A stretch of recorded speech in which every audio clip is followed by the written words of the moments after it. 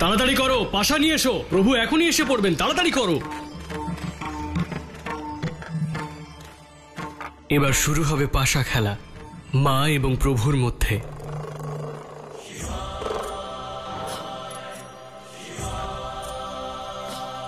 হর হর মহাদেব, হর হর মহাদেব, হর হর মহাদেব, হর হর মহাদেব।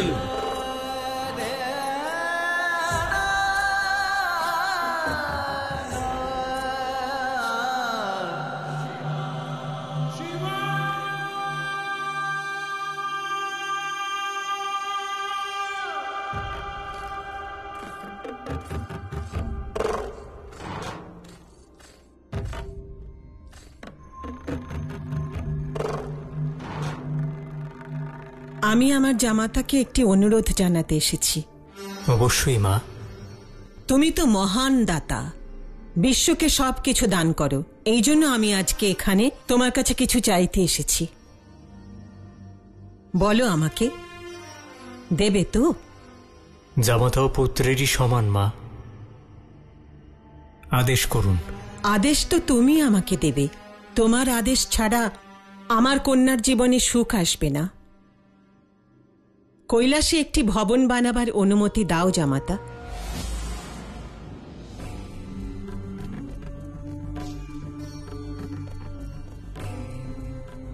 শুধু একটি ভবন, যেখানে আমার কন্যা সপরিবারে সুখে থাকবে।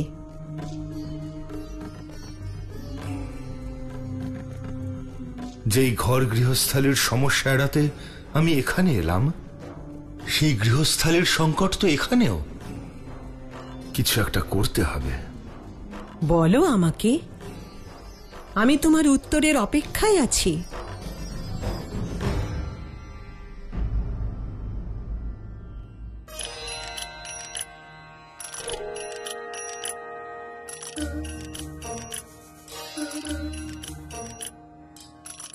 মা মেনকা দেবী, আপনি কি পাশা খেলতে জানেন? দেবর্ষি, আপনার মতো ঋষি গৃহস্থের মতো গম্ভীর বিষয়ের মধ্যে পাশা খেলার কথা বলছেন?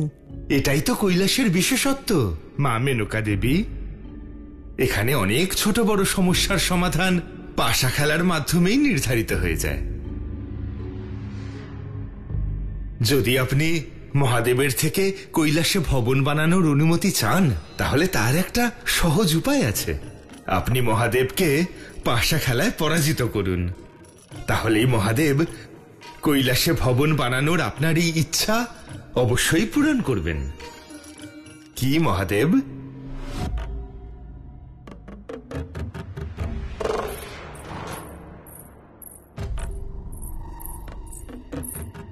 যদি জামাতার এই ইচ্ছে হয়, তাহলে আমি খেলার জন্য প্রস্তুত আছি।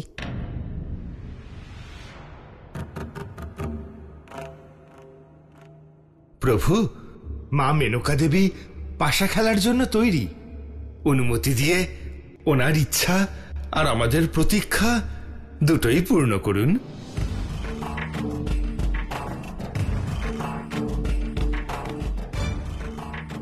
অনুমতি দাও আমাকে, না হলে তোমার চুপ করে থাকাকে এখানে সবাই পরাজয়ের ভয় বুঝবে।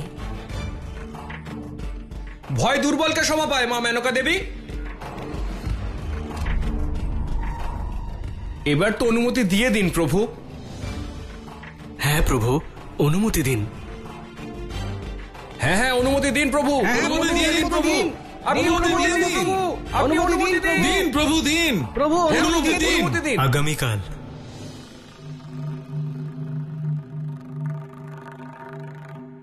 আগামীকাল প্রভাতে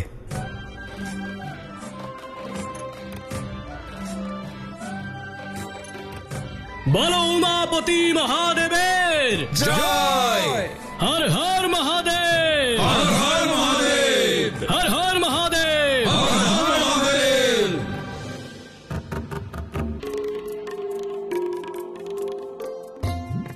আপনি পাশা খেলার অনুমতি দিয়ে দিলেন? না দিলে মায়ের ইচ্ছের অমর্যাদা করা হতো।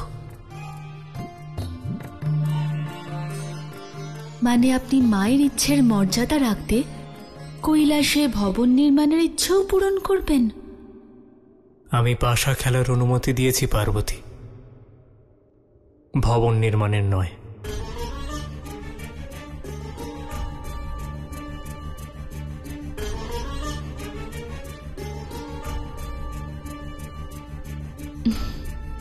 ঠিক আছে, কৈলাসে ভবন নির্মাণ করা হোক অথবা না হোক, আপনি হয়তো শুধু পাশা খেলারই অনুমতি দিয়েছেন, কিন্তু আমি সব সময় আমার মায়ের পক্ষেই থাকব। আমি পাশা খেলায় আপনাকে ওনাকে পরাজিত করতে দেব না, এটা একদম নিশ্চিত।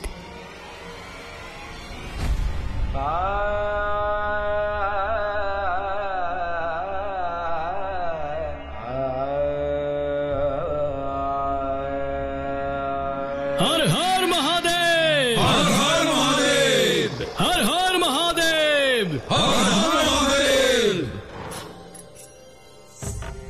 নিন প্রভু, খেলা শুরু করুন। খেলা শুরু হওয়ার আগে আমি খেলার নিয়ম কানুন প্রসঙ্গে কিছু বলতে চাই তোমাকে। খেলার নিয়ম নীতি অনুযায়ী যদি আমি জয়ী হই, তাহলে তুমি এই পুরো কৈলাসে একটি ভবন নির্মাণ করবে।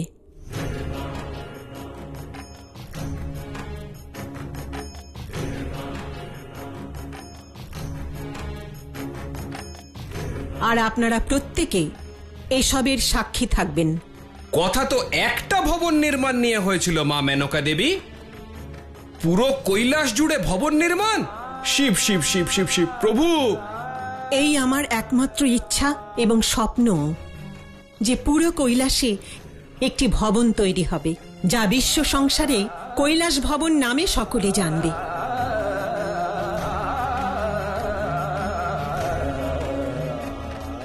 মা, কৈলাস কেবল আমার নয়, অসংখ্য জীব জন্তু পশু পাখি সাধু সন্তদের তপস্যা ভূমি। আমার সুখ তাদের দুঃখের কারণ হতে পারে না মা, আমি এটা স্বীকার করতে পারবো না, এটা উচিত হবে না মা। পার্বতী, হিমালয়ে আরো অনেক জায়গা আছে, শুধু এই স্থান তপস্যা করার জন্য নয়, তপস্যা করার জন্য নিজেদের জায়গা খুঁজে নেবে। মা মেনকা দেবী, এবার যদি আপনি আজ্ঞা দেন তাহলে খেলা শুরু করা যাক। খেলা শুরু করার আজ্ঞা তো মহাদেবের উপরেই নির্ভর করছে। खेल खेल में नियति जो बदले, शिव शंभु अब खेलो खेले। हर हर महादेव, हर हर महादेव। खेल खेल में नियति जो बदले, शिव शंभु अब खेलो खेले। हार जीत है जिनके सहारे, हर हर महादेव, हर हर महादेव। किससे हारे वो शंकर, भला किससे हारे। सब इच्छा है महादेव की, महिमा है महादेव की, इच्छा है महादेव की, महिमा है महादेव की। हर हर महादेव, हर हर महादेव, हर हर महादेव, हर हर महादेव। माँ की मनसा जीते माता, माँ की व्यथा को जान जमाता। मान रखे शिव मात्र प्रीत की, इच्छाओं के हार जीत की, इच्छाओं के हार जीत की। सब इच्छा है महादेव की, महिमा है महादेव की, इच्छा है महादेव की, महिमा है महादेव की। উমা, মা মেনকা তো হারতে চলেছেন। আর এইবার হবে খেলার শেষ চাল, আর আমার প্রভুর জিত সুনিশ্চিত।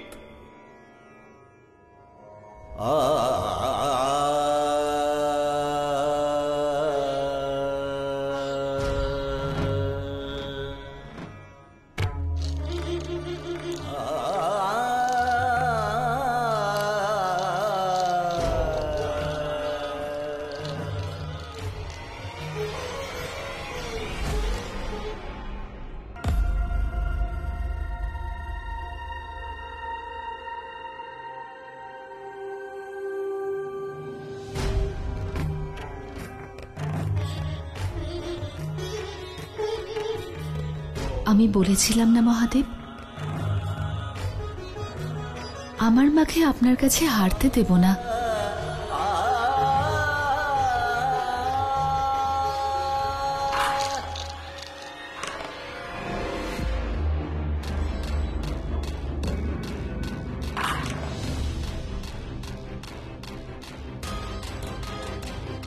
আর এখন আমার প্রভু জিতে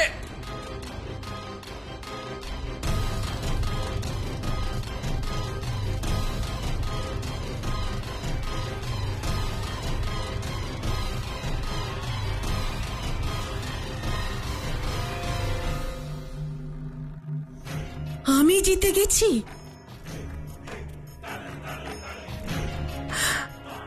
পার্বতী, দেখো, আমি জিতে গেছি, আমি জিতেছি।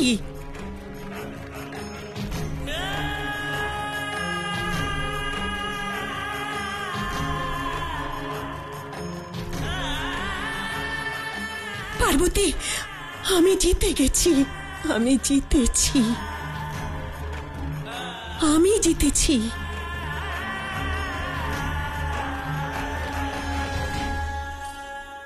দেখলে তো, আমার জিতে যাওয়া পুরো কৈলাসের পরিবর্তন। এখন কৈলাসের পরিবর্তন আসবে। আমি কৈলাসকে বদলে দিয়েছি। এখন তোমার ভবন নির্মাণ হবে। কৈলাস ভবনের নির্মাণ একেবারে সুনিশ্চিত। কৈলাস ভবনের নির্মাণ সুনিশ্চিত। তুমি তো হেরে গেছো। এখন আমার ইচ্ছা পূরণ করো। ভবন নির্মাণের ইচ্ছে শুধুমাত্র আপনার ইচ্ছে নয় মা, আপনার ওই ইচ্ছের মধ্যে পার্বতীর ইচ্ছেও জড়িয়ে আছে।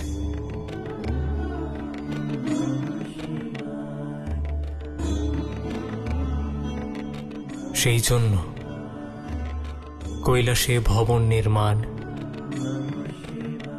অবশ্যই হবে।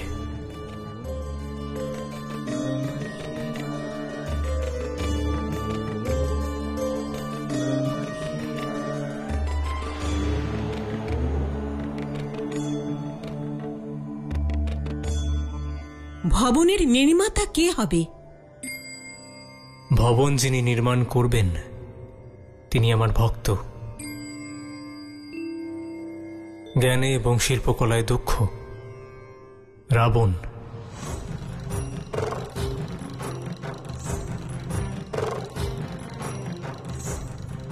যিনি পার্বতীর পরামর্শে ওর মনের মতো ভবন নির্মাণ করবেন।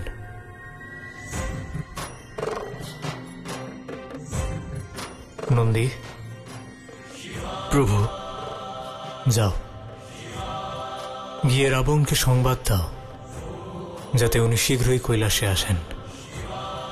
যথা আজ্ঞা প্রভু।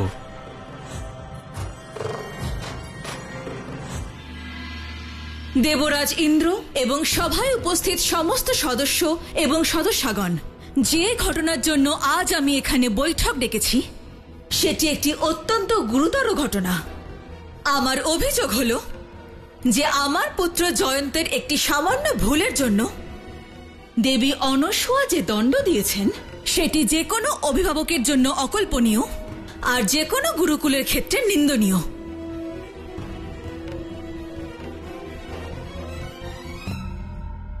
দেবী অনসূয়া, এই অভিযোগের বিরুদ্ধে আপনার কিছু বলবার আছে?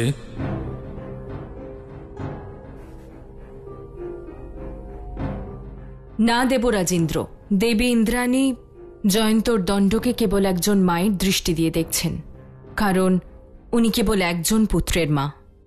কিন্তু আমি গুরুকুলের সমস্ত ছাত্রের মা। এই দণ্ডকে আমার দৃষ্টি দিয়ে দেখুন।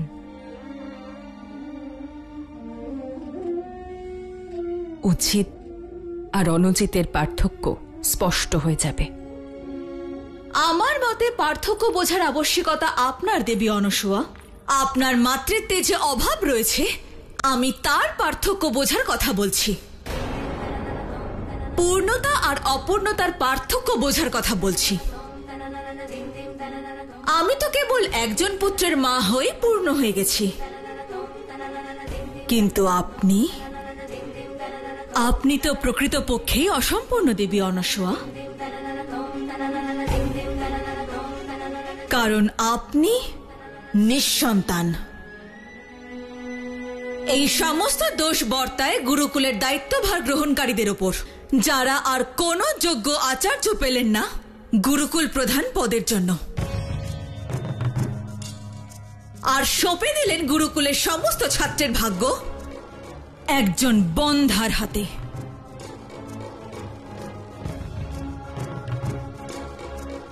দেবী ইন্দ্রাণী, আপনি শব্দের মর্যাদা ভুলে গেছেন।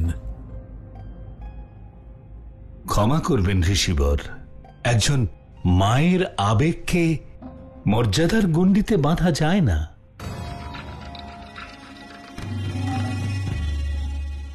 মনে রাখবেন আচার্য দণ্ডপাণি, কোন পদকে কেউই অমর্যাদা করতে পারে না, আর নিজের পদকে সম্মান করাটা আমাদের সকলের কর্তব্য। কিন্তু এক বন্ধাকে গুরুকুল প্রধান পদে বসিয়ে দেওয়া কোনো দৃষ্টিকোণ থেকেই ন্যায়সঙ্গত নয়। ওনার এই পদে অধিষ্ঠান করার কোনো যোগ্যতা নেই, সেজন্য আমি ওনাকে অস্বীকার করছি, আর গুরুকুল প্রধান পদ থেকে ওনাকে অবিলম্বে বহিষ্কৃত করার প্রস্তাব রাখছি আমি।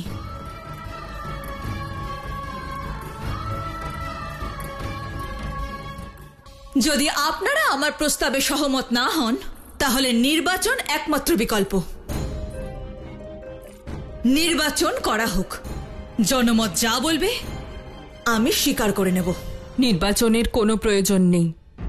যদি আমার গুরুকুলের প্রধান পদে থাকায় আমার অপূর্ণতা বাধা হয়, তাহলে আমি এই মুহূর্তে এই পদ ত্যাগ করছি।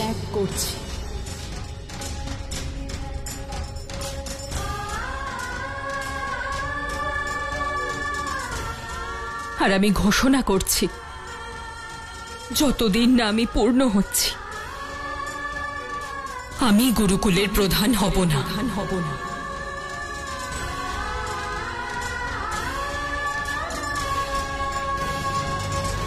দাঁড়ান দেবী অনুসূয়া, আমি আপনাকে অনুরোধ করছি, আপনার সিদ্ধান্ত পুনর্বিবেচনা করুন।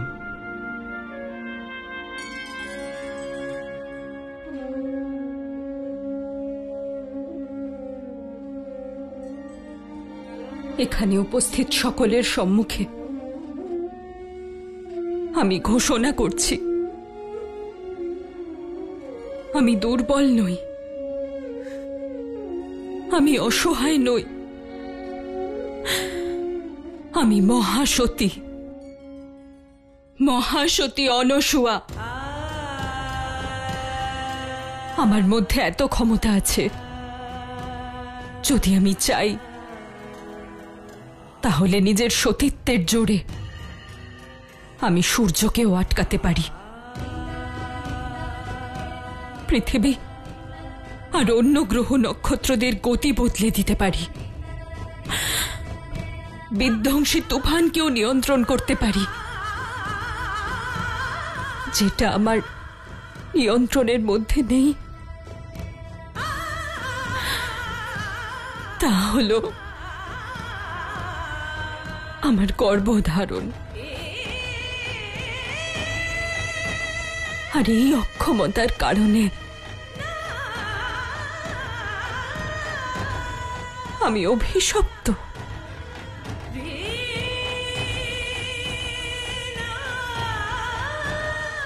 অপবিত্র হয়ে গেলাম।